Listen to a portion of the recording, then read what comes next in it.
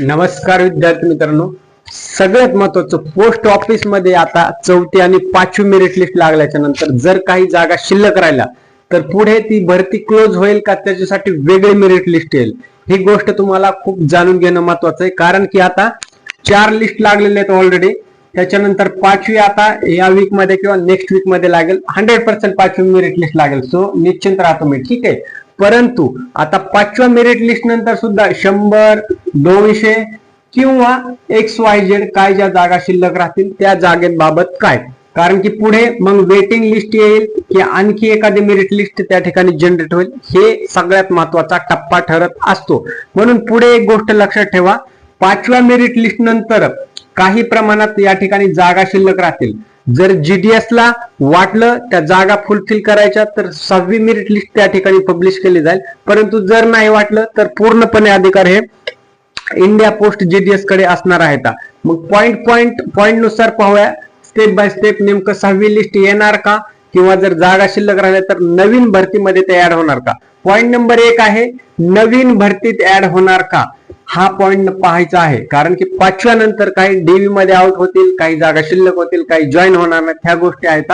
मग GDS ला म्हणजे इंडिया पोस्ट ऑफिसला जर वाटलं की उर्वरित ह्या 300 किंवा 400 जागा लगेच भरायच्या आहेत किंवा XYZ ज्या काही रिमेनिंग जागा राहतील, मग त्या उर्वरित कॅन्डिडेटला त्या ठिकाणी संधी द्यायची की पुढच्या म्हणजे आता डिसेंबर एंडिंग किंवा 2027 स्टार्टिंगला जी GDS ची 25,000 ते 35,000 जागेसाठी परत नवीन भरती येणार आहे, त्याच्यामध्ये या जागा ऍड करायच्या का ह्याच्यातच ऍडजस्ट करायच्या, ह्याचे संपूर्ण अधिकार हे ऑफिशियली GDS कडे असणार आहेत. त्याच्यामुळे 6व्या लिस्ट बाबत आत्ताच भाकीत करणं यदा कदाचित चुकीचं ठरू शकतं. म्हणून 5वी मेरिट लिस्ट या ठिकाणी आशेचा किरण तुमच्यासाठी असणार आहे.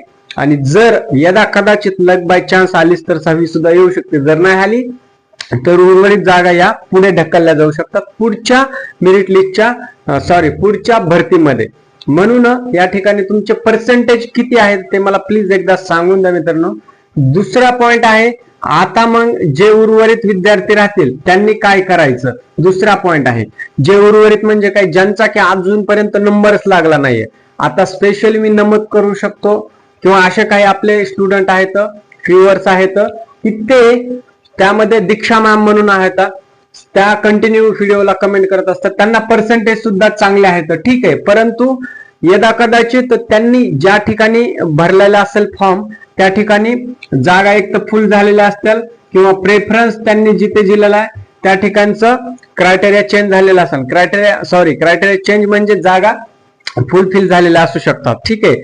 त्याच्यानंतर दुसरा पॉइंट, किंवा त्यांची फॉर्म भरतानाच काहीतरी चूक झाली असेल, आणि विशेष म्हणजे त्या कॅटेगरीमध्ये आहेत, त्यांना वारंवार मी रिप्लाय सुद्धा करत आहे. परंतु तुम्ही एक आशेचा किरण म्हणून लिस्ट चेक करत राहा. जर यदा कदाचित नाही झालं, तुमच्यासारखे अजून काही विद्यार्थी आहेत तर त्यांचा सुद्धा सेम क्रायटेरिया म्हणजे हे आहे प्रॉब्लेम की चांगले 90+ असून सुद्धा त्यांचं अजून 4थ्या मेरिट लिस्ट मध्ये सुद्धा या ठिकाणी सिलेक्शन नाही झालं.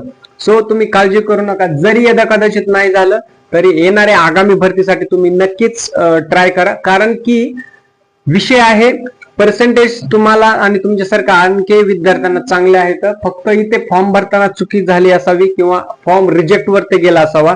जस्ट तुमचं एक एक्झाम्पल सांगत आहे. परंतु या ठिकाणी आणखी असे काही तर त्यांना 90+, 88, 85+ आणि इव्हन कॅटेगरीमध्ये सुद्धा स्टुडंट आहेत, त्यांचं सुद्धा सिलेक्शन या ठिकाणी झालेलं नाही. मग आता प्रश्न पडतो, मग आता या विद्यार्थ्यांनी पुढे काय करायचं, ठीक आहे. तिसरा महत्वाचा आणि शेवटचा पॉइंट, पुढे सर्वप्रथम अजिबात हताश किंवा निराश व्हायचं नाही. GDS म्हणजे खूप हाय लेवलची एक्झाम नाहीये, फक्त तुमच्या मेरिट बेसवर या ठिकाणी ऍप्लिकेबल आहे. सो या ठिकाणी सर्वप्रथम नाराज व्हायचं नाही. पुढे लगेच 3-4 महिन्यामध्ये 25 ते 35 हजाराच्या रेंज मध्ये भरती येणार आहे पॅन इंडिया GDS ला, जर तुमचं GDS साठी स्वप्न असेल.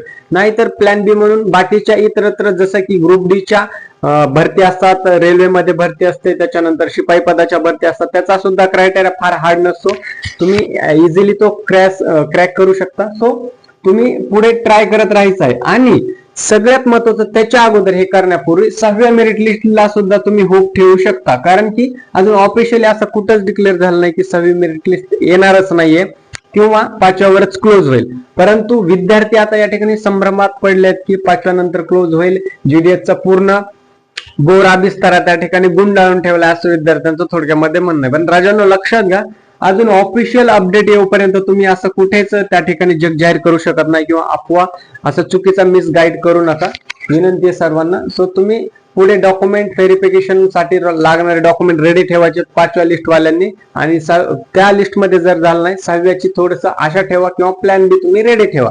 कारण की हे 90% या ठिकाणी GDS चा आता कोटा पूर्णपणे भरत आला आहे. उरलेल्या 10% म्हणजे 5वी 6वी लिस्ट मध्ये या ठिकाणी सर्व गोष्टी क्लिअर होऊ शकतात. आणि विशेष म्हणजे हे सगळ्या गोष्टी कुठल्या बेसवर, तर मागील GDSच्या याच्या अगोदरच्या दरवर्षीच्या ज्या भरत्या झाल्या जवळपास 20,000 प्लस त्या ठिकाणी वॅकन्सीज होत्यात. सो त्याच्यासाठी सुद्धा साधारणपणे 4, 5, 6 या रेंज मध्ये मेरिट लिस्ट लागलेली.